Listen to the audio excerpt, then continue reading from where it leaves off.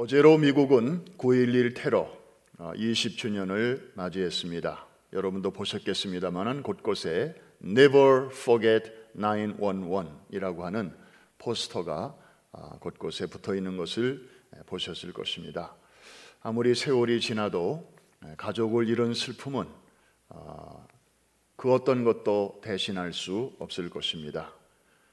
가족들을 위해서 여러분들 기도해 주시기를 바라고, 특별히 새로운 테러 위협으로부터 미국을 보호해 주시도록 또 계속 기도해 주시기를 바라고, 또 미국이 단지 지금보다 더 강하고 위대한 나라가 되기보다는 지구상의 수많은 약한 나라, 어려운 나라들에게 하나님이 주신 위로와 축복을 나누어 주는 축복의 통로로 잘 쓰임받는 나라가 되도록 또 기도해 주시기를 바랍니다. 그럴 마음이 있으신 분들만 아멘. 개구리 한 마리를 잡아다가 뜨거운 냄비 속에 집어넣어 봅니다. 그러면 개구리가 뜨거워하고 점프를 해서 바깥으로 뛰어나옵니다. 얼마든지 그 점프력으로 그 위기를 극복할 수 있기 때문이죠. 그런데 개구리 한 마리를 잡아다가 찬물이 들어있는 냄비 속에 집어넣고 밑에서 이제 불로 서서히 물을 데우기를 시작합니다. 그러면 물이 끓기 시작하는데도 개구리는 자기 몸이 익어가는 줄도 모릅니다. 가만히 있다가 결국에는 삶은 개구리로 죽고 맙니다. 이 이야기는 조지 바너가 쓴 냄비 속의 개구리라는 책에 나오는 이야기입니다. 세계적인 교회 컨설팅 기관인 바너 그룹의 설립자인 이 저자는 물질 만능 시대 속에 살면서 점점 편리해지는 현실에 안주하면서 영적으로 서서히 죽어가는 교인이나 현대 교회를 빗대어 냄비 속의 개구리에 비유를 하고 있습니다.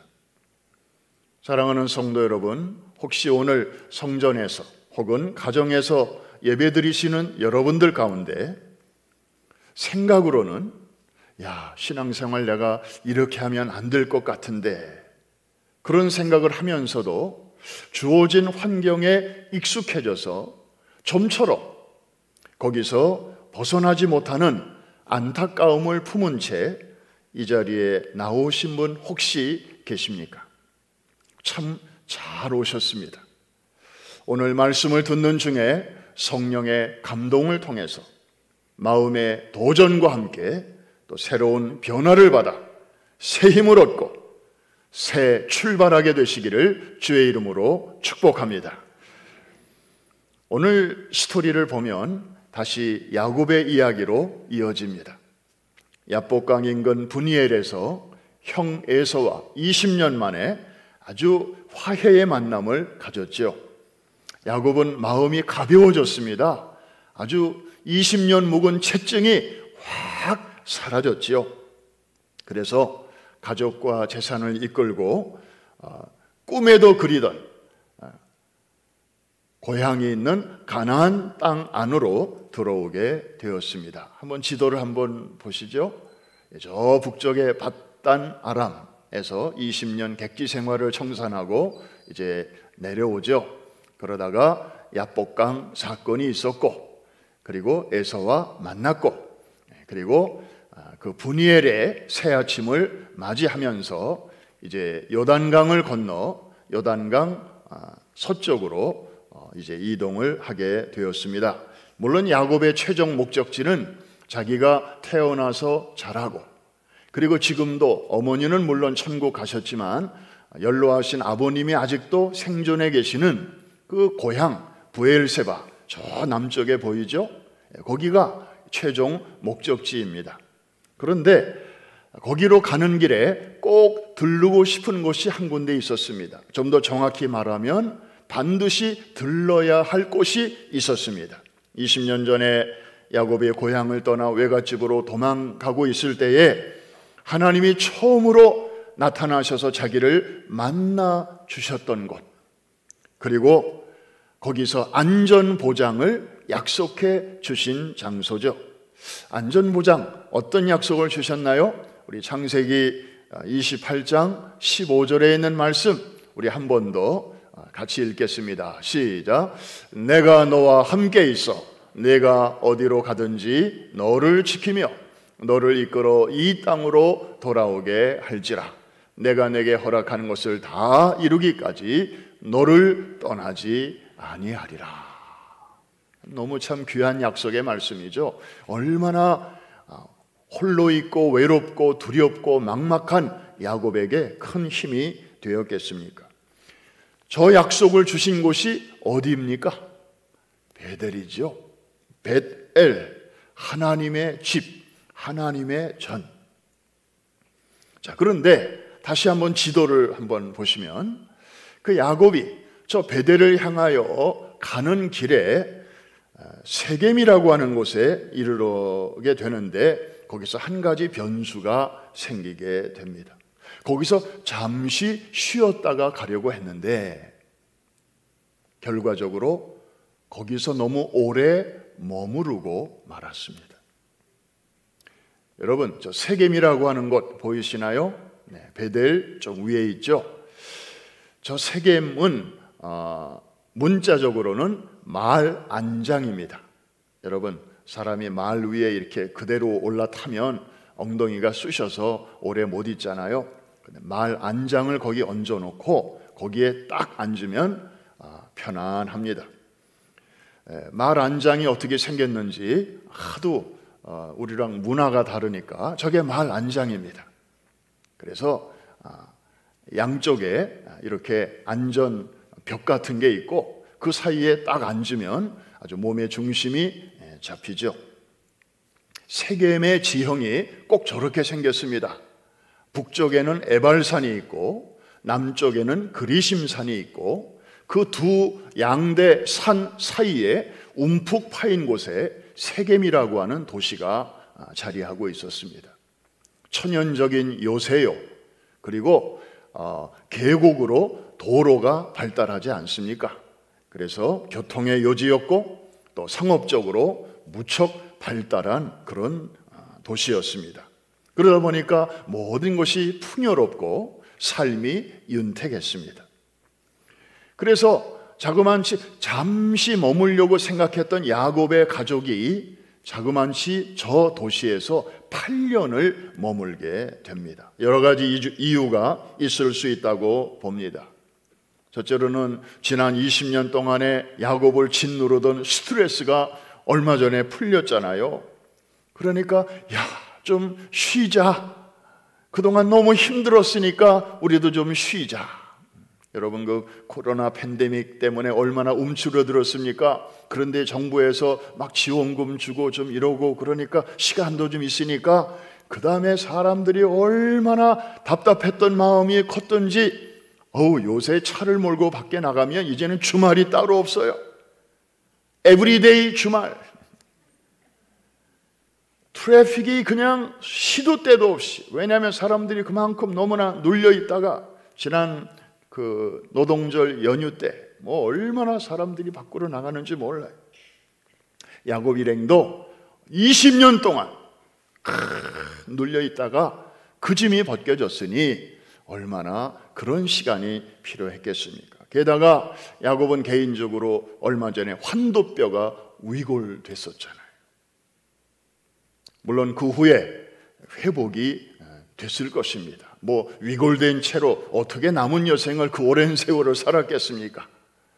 그런데 어쨌든 그 위골되었던 몸을 좀 추스려야 되니까 여행을 잠시 멈추고 쉼이 필요했을 것입니다. 그런데 무엇보다도 이 세겜이라고 하는 도시의 분위기가 그 야곱의 외가 또는 처가가 있는 하란과 너무 비슷했습니다. 아주 이 도시적인 분위기가 있었고, 그래서 특별히 야곱의 부인들 레아와 라헬이 이 세겜을 너무 좋아했어요. 여러분, 여자들이 좋아하면 남자는 거기 따라갑니다. 쉽게 이동할 수가 없어요. 얼마나 이 땅이 살기가 좋았으면, 가족들이 너무 행복해했으면 야곱이 뜬금없이 은 100세겔을 주고 세겜에 있는 땅을 사겠습니까? 그냥 지나가는 곳인데 땅을 살 정도로 그 식구들이 이곳을 좋아했다, 이 말입니다.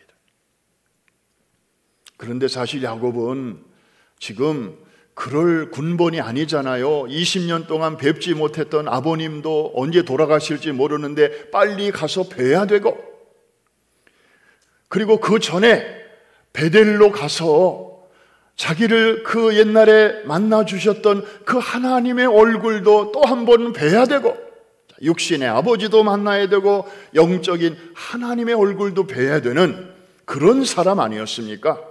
갈 곳이 분명하고 할 일이 선명한 야곱. 그런데 그가 지금 세겜이라고 하는 중간 지점에서 발목이 잡혀서 쓸데없이 머물고 있었습니다. 자그만치 8년이나.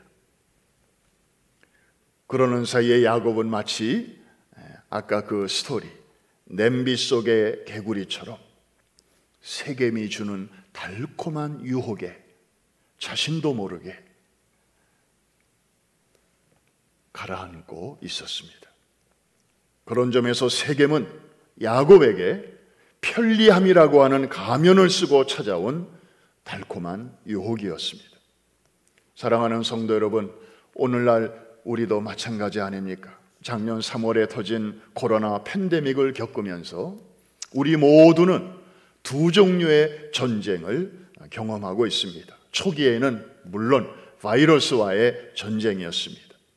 지금도 이 전쟁은 계속되고 있습니다.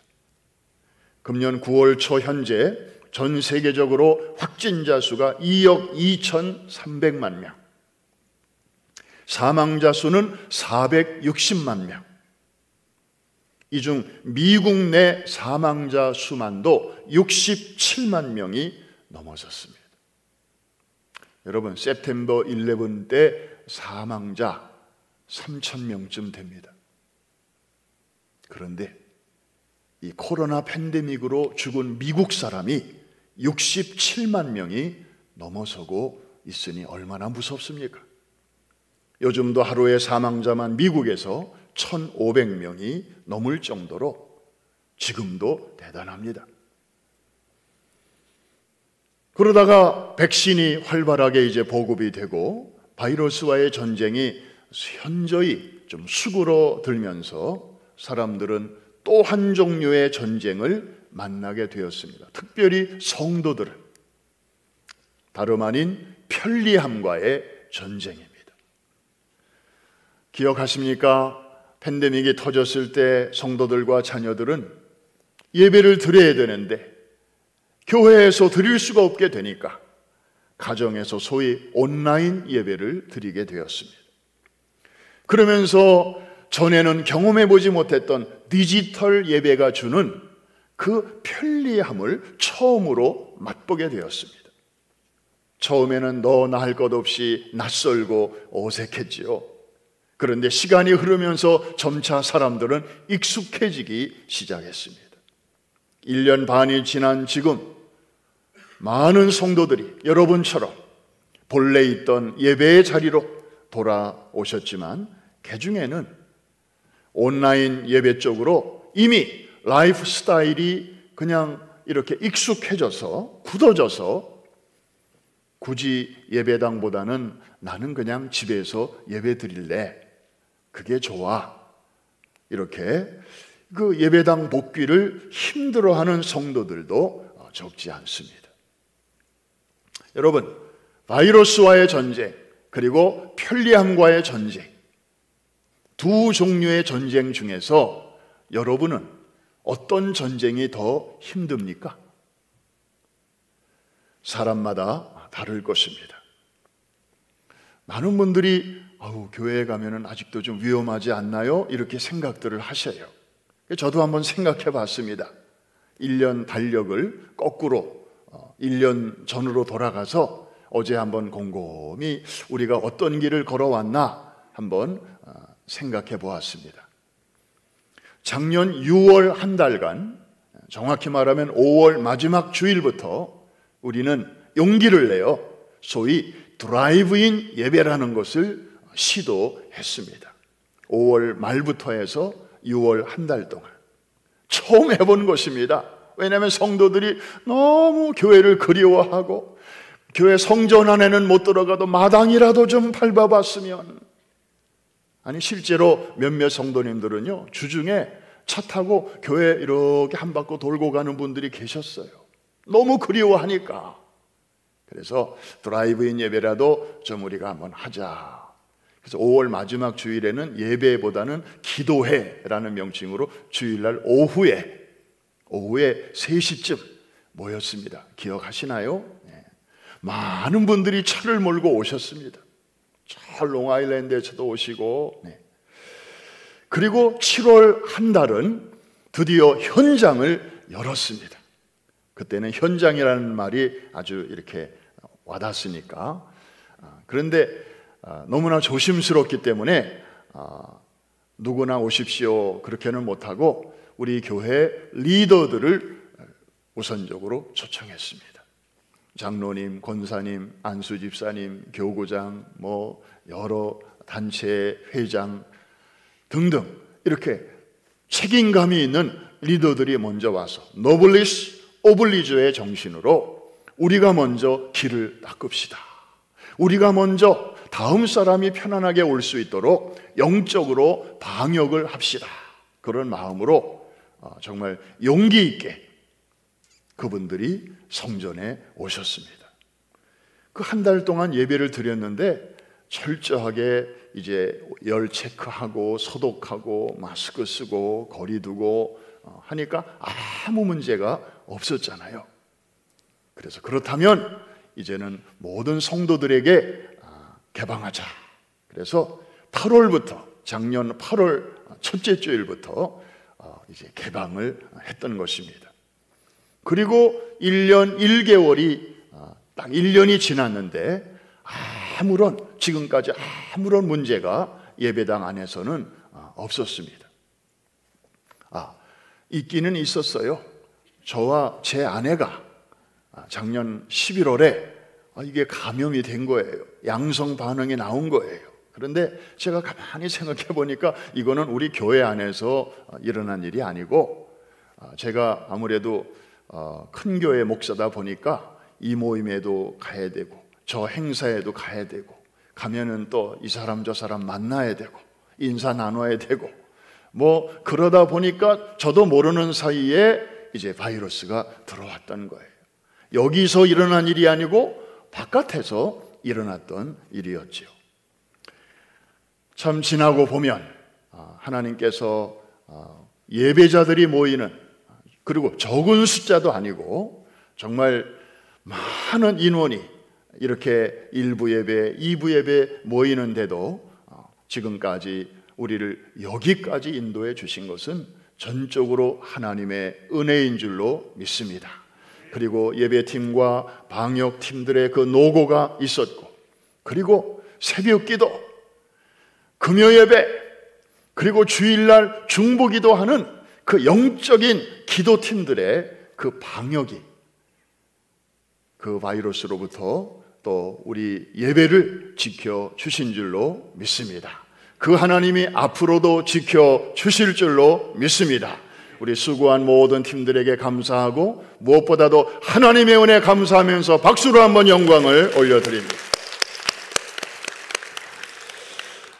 자, 이 야곱의 가정은 이렇게 가야 할 길이 분명히 있음에도 불구하고 중간에 발목이 붙잡히고 있었습니다. 그런데 참 하나님이 하시는 일을 보십시오.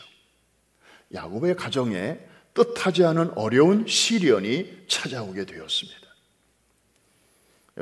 여러분의 가정에도 살다 보면 이런 일 저런 일 뜻하지 않은 어려움 부딪히잖아요. 경제적인 어려움도 있을 수 있고 또 갑자기 식구가 건강에 문제가 생길 수도 있고, 그런데 가장 가슴이 저리고 가장 우리를 정말 힘들게 하는 것은 아무래도 자식을 통해서 오는 시련입니다. 야곱의 가정도 그랬습니다. 어려움이 찾아왔는데 자식, 그것도 외동딸, 딸이라고는 하나밖에 없는 그 디나라고 하는 외동딸을 통해서 찾아왔습니다. 이 아이가 이제 시내 구경을 하러 나갔는데 그 도시의 시장 아들에게 성폭행을 당하고 만 것입니다. 시장 아들은 미안하기도 하고 그래서 야곱에게 이제 연락을 합니다. 미안하게 됐습니다. 근데 기왕 이렇게 된 거 딸을 저에게 주십시오. 제가 아내로 삼고 잘 제가 돌보겠습니다. 뭐 이렇게 연락이 오는 것입니다. 이 소식을 들은 그 야곱의 아들들이 분노가 극에 달했습니다. 하나밖에 없는 우리 여동생을 그렇게 겁탈을 해 복수를 결심합니다. 그러면서 네가 정 결혼하고 싶으면 조건이 하나 있다. 우리 민족은, 우리 아브라함의 자손은 자고로 할례받지 않은 자들과는 결혼하지 않는다.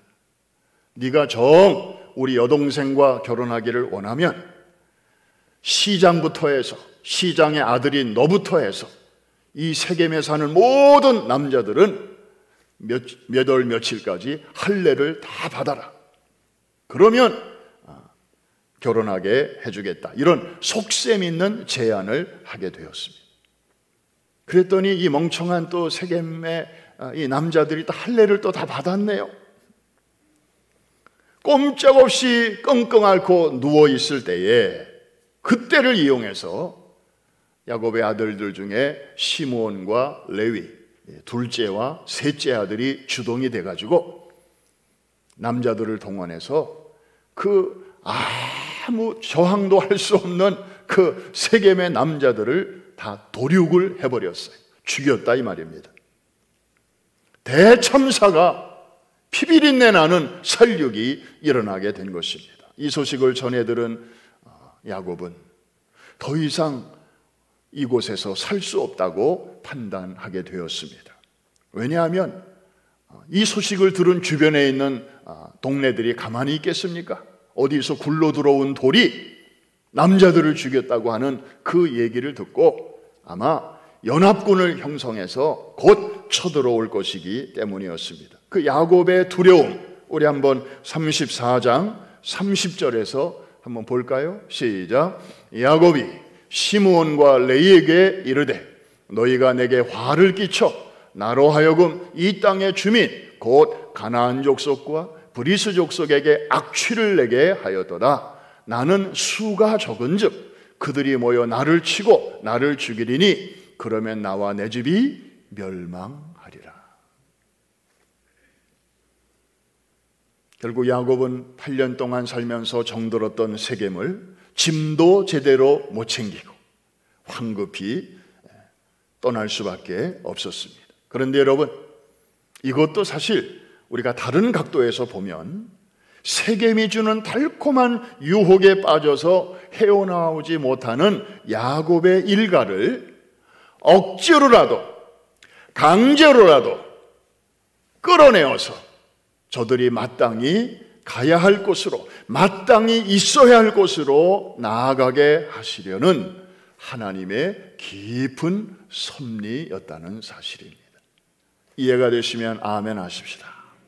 이런 방법이 아니고는 지금 밑에서는 불이 막 이렇게 올라오는데 아이고 시원하다, 아유 좋네 하면서 자기가 죽는지도 모르고 그 안에서 죽어가는 개구리처럼 세겜에서 헤어나오지 못하는 야곱의 식구들을 건져내는 방법이 그 방법밖에는 없었던 것이죠.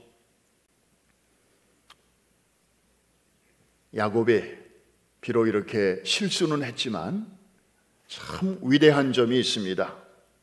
바로 이런 순간에 즉시 깨달았다는 것입니다. 하나님이 나를 흔들어 깨우시는 경성의 채찍이로구나. 이것을 금방 깨달아 알게 되었습니다. 우리도 살다 보면 종종 자식을 통하여 가정에 어려운 일이 닥칠 수 있습니다. 저도 미국에 와서 어린 아이들을 키워봤고, 또 교회에 있는 많은 아이들이 그 어린이 시절과 또 청소년 시절 어떻게 겪고 있는가를 잘 지켜봤습니다.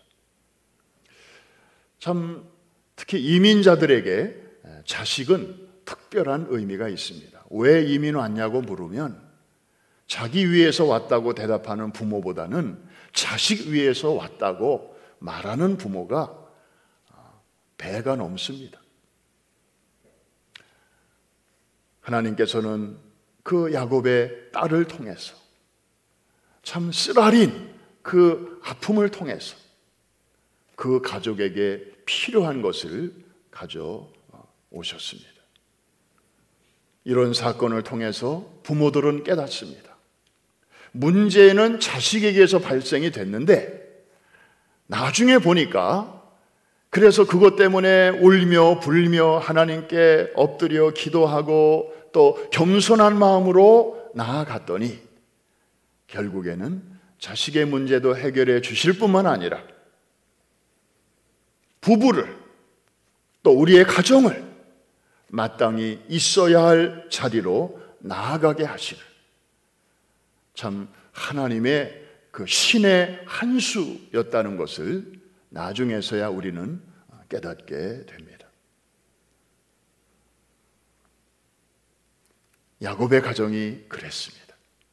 그런데 야곱이 그걸 깨닫고 이제 안 되겠다, 여기를 떠나야 되겠다 라고 결심을 했을 때 하나님께서는 야곱에게 그가 구체적으로 그 다음에 어떻게 해야 할 것인가를 지시해 주셨는데 바로 35장 1절입니다.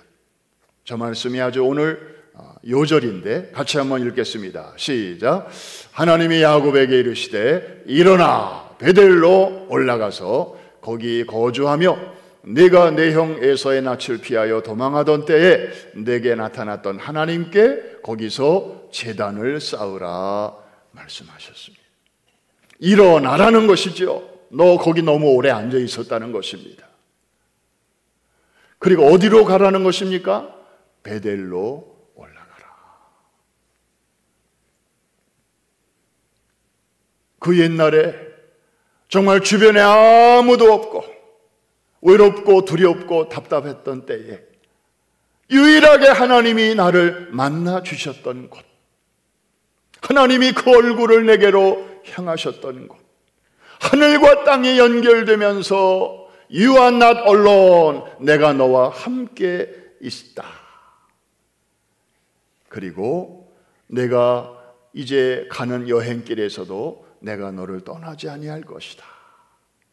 내가 내게 허락하는 것을 다 이루기까지 너와 함께 있을 것이다. 보여주시고 들려주시고 그리고 붙잡아 주셨다. 그 은혜의 장소가 바로 베델 아니었습니까? 이 말씀을 들은 야곱은 지체하지 않고 과감하게 세겜에서의 삶을 정리합니다. 그리고 식구들에게 야, 일어나자. 당장 떠나자. 어디로요? 갈 데가 있어. 거기는 베델이야. 가족은 물론 자기 집에서 일하는 종들에게까지 구체적인 가이드라인을 줍니다. 너희 가운데 이방 신상을 다 버리라. 그리고 자신을 정결케 하라. 그리고 옷을 바꿔 입으라. 영적으로, 정신적으로, 심지어 육체적으로까지 총체적인 성결을 명령합니다. 이방 신상을 버리고 영적인 성결이죠. 그 다음에 자신을 성결케 하고 의복까지 바꾸어 입으라. 그래서 식구들이 그 말에 순종해서 이제 우상과 또 전에 입던 옷과 여러 가지를 야곱에게로 갖고 오니까 야곱이 그것을 모아서 상수리 나무 아래에다가 묻습니다. 나무 아래에 묻었습니다. 4절이죠. 이 말씀도 참 중요해요. 우리 같이 한번 볼까요? 그들이 자기 손에 있는 모든 이방 신상들과 자기 귀에 있는 귀고리들을 야곱에게 주는지라 야곱이 그것들을 어떻게 했다고요? 세겜 근처 상수리 나무 아래에 묻고 떠났습니다. 여러분, 우리도 새로운 삶을 향하여 나아갈 때는요, 생각으로만 떠나야지, 그만둬야지, 정리해야 되겠네, 이것만 가지고 안 됩니다. 구체적인 행동이 따라야 합니다. 지금 우리가 살펴본 이 내용들은 이방 풍습과의 완전한 단절을 의미했습니다. 버릴 것은 버려야 하고 끊을 것은 끊어야 합니다. 나무 아래 묻어야 할 것은 묻고 떠나야 합니다. 떠나긴 떠나되 그거 그대로 보따리 속에 넣어가지고 아까워, 이거 가다가 또 쓸모가 있으면 써야지, 이렇게 하지 말라는 것입니다. 다시 말씀드립니다. 버릴 것은 버려야 합니다. 끊을 것은 끊어야 합니다. 묻을 것은 묻어야 합니다. 그거 다시 끌고 가면 안 됩니다. 그 나무는 뭘 말하는 것일까요? 평범한 나무일 수 있습니다. 그러나 성경에 이 사건이 기록이 된 것은 뭔가 의미가 있지 않겠습니까? 많은 신학자들은 그렇게 추석합니다. 장차 오실 예수 그리스도의 그림자다. 그가 우리에게 주시는 십자가의 은총의 상징이다. 자기 백성의 모든 죄를 짊어지고 그 나무 위에서 청산해 주신 예수 그리스도의 그 은혜, 그것이 바로 나무 아니겠습니까? 사랑하는 성도 여러분, 우리도 날마다 우리의 무거운 짐, 또 버려야 할 짐들을 십자가 나무 아래 묻어야 될 줄로 믿습니다. 예배를 통해서 하나님이 주시는 것을 받고 이전에 있었던 낡은 것들은 저 십자가의 은총 아래 다 묻고 이 예배당을 나서게 되시기를 주의 이름으로 축원합니다. 그냥 그대로 이거를 또 가지고 나가면 이전의 삶의 연장일 뿐이지 진정한 새로운 출발은 올 수가 없는 것입니다. 이제 말씀을 마칩니다. 주후 4세기부터 5세기까지, 이때는 기독교의 초기 300년의 박해가 막 끝났던 때입니다. 순교의 위협이 사라진, 이제 신앙의 자유가 주어진 그런 때였습니다. 그래서 사람들은 할렐루야 하고 주빌라테, 기쁨의 노래를 부르고 그러던 시절이었습니다. 그런데 그때 일부 크리스찬들 가운데는 안락한 도시의 삶을 뒤로 하고 식구들을 뒤로 하고 고독한 광야로 나아가는 그런 무리들이 있었습니다. 편안한 삶을 포기하고 척박한 광야로 나아가서 거기서 하나님께 예배하고 영적인 어둠의 세력과 대결하고 그러면서 도시를 위하여 기도하는 용감한 크리스찬들이 생겨나게 되었는데, 이들을 가리켜 소위 광야 교부라고 말을 합니다. 영어로는 Desert Fathers. 그래서 사진을 보면 이분들은 저런 곳에서 이렇게 수도 생활을 했습니다. 저것은 지금 저 사진은 여리고 근처에 있는 시험산, 근처에 있는 수도원인데 지금은 저렇게 벽돌로 된 건물도 있었지만 아주 옛날에는 저런 바위 틈에 동굴 속에서 지내면서 이제 그 수도 생활을 하던 그런 사람들이었습니다. 그런데 여러분 궁금하지 않습니까? 왜 저 사람들은 박해를 피해서 간 것도 아니고 지금 박해도 없는데 일부러 왜 저런 곳을 찾아갔을까? 이유는 이런 것이었습니다. 차라리 외부로부터의 환난과 핍박은 좋았다는 것입니다. 이겨낼만 했다는 것입니다. 왜? 성경에도 환난을 잘 참고 인내하는 자에게는 복이 있다 했으니까. 그래서 정말 몸에 팔이 잘려나가고 다리가 잘려나가면서도 고문을 당하면서도 저들은 그런 핍박과 환난은 잘 이겨냈습니다. 그런데 그 이후에 안전하고 편안한 신앙생활이 이제 주어지니까 그 달콤함에 빠져서 서서히 함몰되어가는 자신의 모습을 어느 날 딱 보니까 이거 아닌데, 내가 이렇게 살면 안 되는데, 그런 자신의 모습에 분개하기 시작합니다. 그래서 결연하게 소위 컴포트 존, 안전지대를 박차고 이들은 일부러 아주 척박한 환경을 찾아서 나선 것입니다. 이들 때문에 수도원 운동이 기독교 역사에서 시작이 되었습니다. 그리고 그들 덕분에 중세 천년의 암흑기 속에서도 기독교가 복음의 생명력을 잃어버리지 아니하고 유지, 보존될 수 있었다고 역사는 기록하고 있습니다. 사랑하는 성도 여러분, 새 회기년도가 오늘부터 정식으로 시작이 되었습니다. 지금이야말로 우리가 새롭게 출발해야 할 때입니다. 우리 모두에게도 세겜이 있고 베델이 있습니다. 세겜은 어떤 곳입니까? 편리함은 있지만 평안함은 없는 곳입니다. 서서히 내 영혼을 죽이는 그런 냄비, 끓기 시작하는 물속, 거기가 바로 우리에게는 세겜입니다. 사랑하는 성도 여러분, 여러분의 세겜에서 하루속히 탈출하게 되시기를 주의 이름으로 축원합니다. 베델로 올라가셔야 합니다. 베델은 어떤 곳입니까? 주님과의 만남이 있는 곳입니다. 약속의 말씀이 들려지는 곳입니다. 거기는 편리함은 없을지 모릅니다.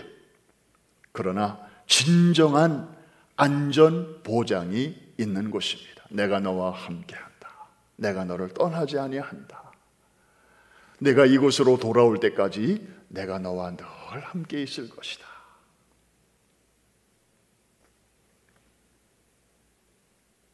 베델로 올라가시기를 주의 이름으로 축복합니다. 그럼 구체적으로 내가 어떻게 해야 되는 건가요? 가정에서 예배 드리시는 분들은 한 분씩 한 달에 한 번이라도 성전 예배에 나와 보시기를 바랍니다. 여러분들이 집에서 걱정하는 것처럼 그렇게 위험하지 않습니다. 지난 1년 동안 우리가 다 검토를 해봤더니 하나님의 은혜로 우리 예배당 안에서는 아무런 불상사도 일어나지 않았습니다. 너무 걱정하지 말고 세겜에서 일어나 베델로 올라오시기를 바랍니다. 성서대학이 이제 개강합니다. 여러분, 말씀의 자리로 용기를 내어 나오시기를 바랍니다. 10월 달에 에클레시아, 그동안 2년 동안 못하던 에클레시아, 우리가 10월 달에 문을 엽니다. 영적인 베델, 바로 에클레시아입니다. 에클레시아에서 주님 만나는 은혜를 입은 사람들은요, 에클레시아 애자만 들어도 가슴이 뭉클뭉클합니다. 그때 나를 만나주셨던 그날 밤 내 눈물을 닦아주셨던 주님 생각만 해도 눈물이 글썽글썽합니다. 사랑하는 성도 여러분, 베델로 올라오시기를 바랍니다. 선교의 자리로 여러분들 나아오시기를 바랍니다. 이미 우물 선교, 또 캄보디아 하우징 선교 이야기를 들으신 분들은 벌써부터 감동을 받으시고 저도 좀 동참하겠습니다. 심지어 희망의 속삭임을 우리 성도들에게만 이렇게 보냈는데 이게 막 퍼져서 이제는 뭐 한국, 뭐 저 외국 선교지까지 이 내용이 이제 다 이렇게 가는 것 같아요. 저도 깜짝깜짝 놀랍니다만은 어떤 분들이 우리 교회 소식을 들었습니다. 그 교회 교인은 아니지만 저도 그 선교 프로젝트에 저도 참여하고 싶습니다. 좀 안내 좀 해주세요. 이런 연락을 해주셔요. 사랑하는 성도 여러분, 이제 새로운 회기년도 벽두부터 하나님께서 우리에게 새로운 선교의 문을 열어주고 계십니다. 기도하시면서 오늘도 예물도 작정하시고, 그리고 기회가 주어질 때에 인생 짧습니다. 생각만 하고 머뭇머뭇하기에는 우리의 남은 시간이 너무나 짧습니다. 의미 있는 결단과 함께 새로운 진정한 출발을 하게 되시기를 주의 이름으로 축원합니다. 특별히 온라인으로 가정에서 예배드리시는 우리 성도님들 정말 귀한 분들이에요. 어린 자녀들과 함께 집에서 목회하시는 분들이에요. 절대 쉬운 일 아닙니다. 그런데 한 가지 부탁합니다. 1분 내로 제 설교가 끝날 것인데 설교 끝났으니까 오늘 예배 끝 생각하고 일어나지 마십시오.